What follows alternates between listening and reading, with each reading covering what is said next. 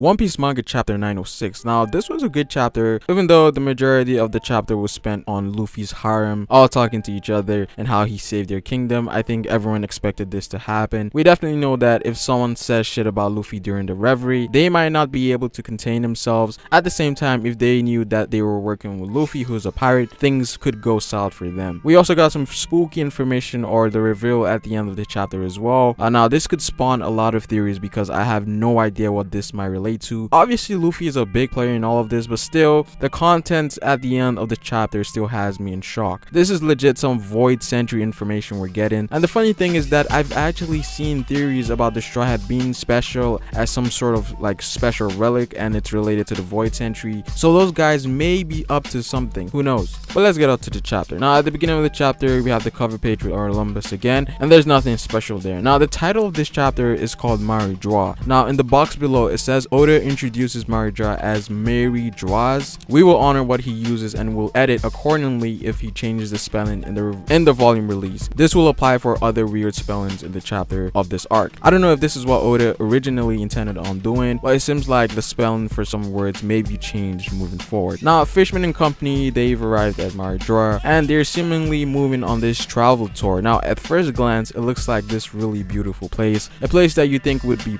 almost perfect, like some sort of utopia. But knowing how the Celestial Dragons operate, there's probably more to the story than we know. Now, we get the second glance of what's actually going on under these travel tours, and we see these slaves being tortured to work to the point that they even want to die. This really shows the evil that is the Celestial Dragon. Even Fukaboshi was on edge and knew something fishy was going on, and so he chose to walk normally rather than using the travel tour. And this obviously is going to be a big theme moving on in the reverie, where there's something going on in the back scene. We then move on to St. Charles. Now, for those that don't remember, he's the guy that got absolutely wrecked by Luffy at Sabaody, and he seemingly has his eyes on Shirahoshi. We know how motivated this guy was to get Kami back in Sabaody, so I'm pretty sure he's gonna try something at this reverie, and this may also tie back to why Fukaboshi had a bad feeling. Something may go down in the reverie where Shirahoshi may get captured, because this reverie doesn't look like a normal reverie. Apart from the stuff we have with Dragon, it seems like there's gonna be other stuff going on. And so we move on to the socializing plaza where all the royals are gathering, and you could literally see the embodiment of greed and corruption. And obviously we got the gathering of the kingdoms that Luffy had saved. Apart from the stuff at the end of this chapter, this was also the highlight of the chapter for me. It's like you're looking at the culmination of everything Luffy has accomplished in one place. So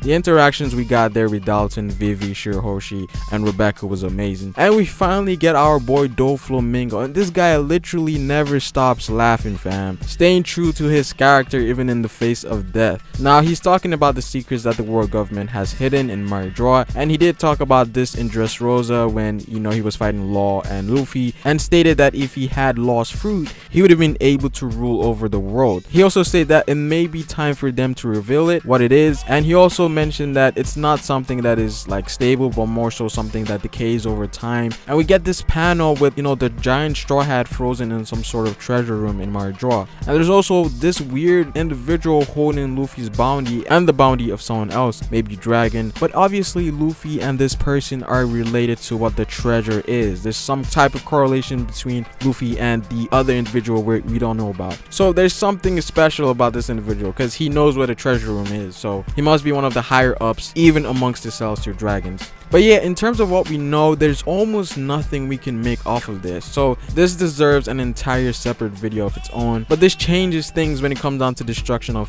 Fishman Island, because Luffy may not be that individual. Again, I will follow up on another video talking about this whole subject. But yeah, this chapter was crazy, especially at the end, because it didn't feel like One Piece. But yeah, this was a great chapter, 8 out of 10 for me. It seems like these 10 chapters are the real deal. But comment down below what you guys think. Like the video if you liked it. Subscribe for more content on this channel. It is Pharaoh, and I will see you folks later. Peace.